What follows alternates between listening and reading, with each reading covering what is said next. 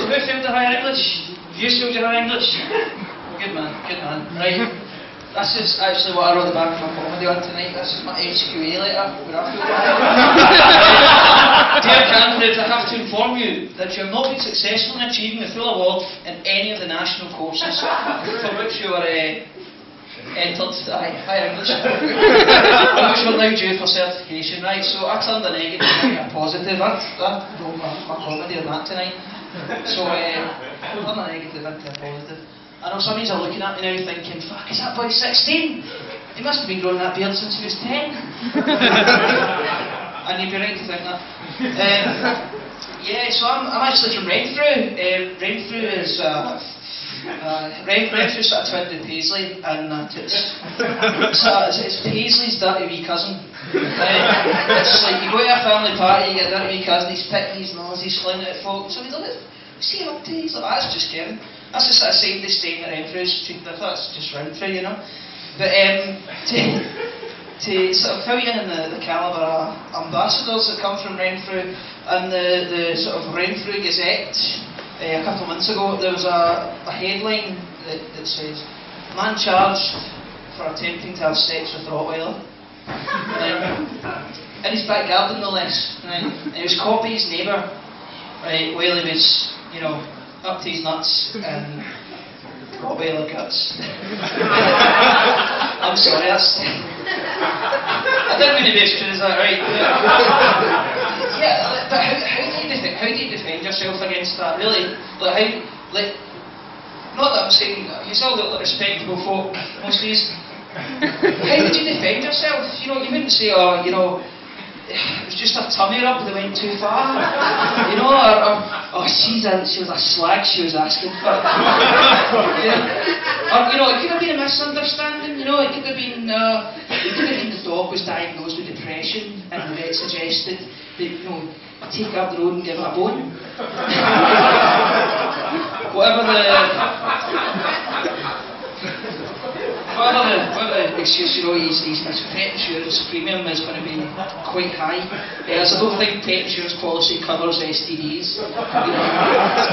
But I'm going to sound actually quite ignorant for the next, maybe I have already, but I didn't quite understand pet insurance. Like, I didn't know you could get pet insurance. Like, it's just something like you get gadget insurance and sort of insurance.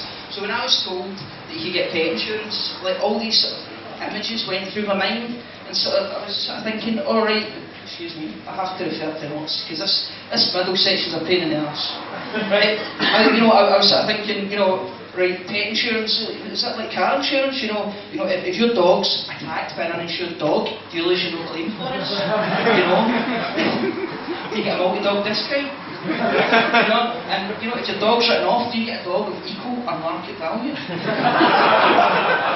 sort of thinking, you know, and that was the other one as well, you know, like, see your dog does, you know, it is injured and it is out of action for 2 weeks, do you then get a courtesy dog? You know?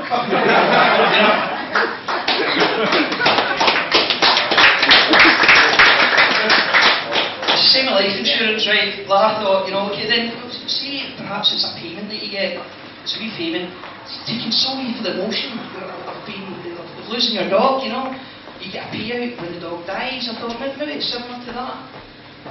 You know, but then I'm sort of thinking that just opens the sort of insurance fraud sort of loophole where junkies would be going home to smash their dogs to death just to claim the money for the next bit. It's terrible. You know, but as I say, I hate to sound ignorant, but ignorance did save my life once, right? I worked in Abu Dhabi for 6 months, and it's just such a diverse race, culture, people. You know, you've got everyone, you've got, you know, Sri Lankans, Indians, Pakistanis, Bangladeshis, Filipinos, everything, you know, it's totally... So when I stepped into a taxi, we have a Pakistani taxi driver, he's, you know, just trying to make a bit of chat, me and my colleague, third driver, he goes, "You British?" in his best Russian accent. You British? That's Scottish, aye. Who's your favourite sheikh? I don't know. The one with the beard.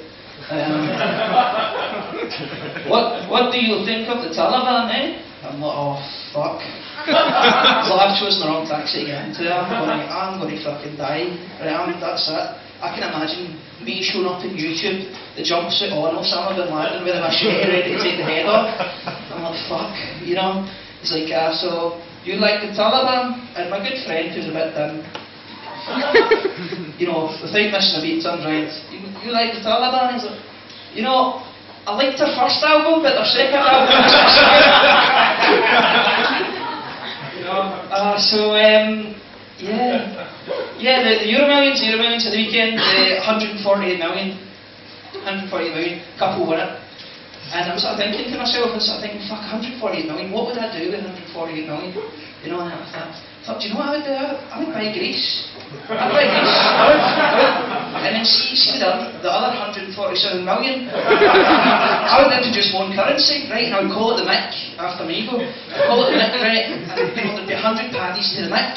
Right? And then see for every, 100 micks you had, you'd get a mickle. And then for every 500 mickles you had to have, you'd get a muckle. And then it'd be true what they say, that many a mickle makes a muckle.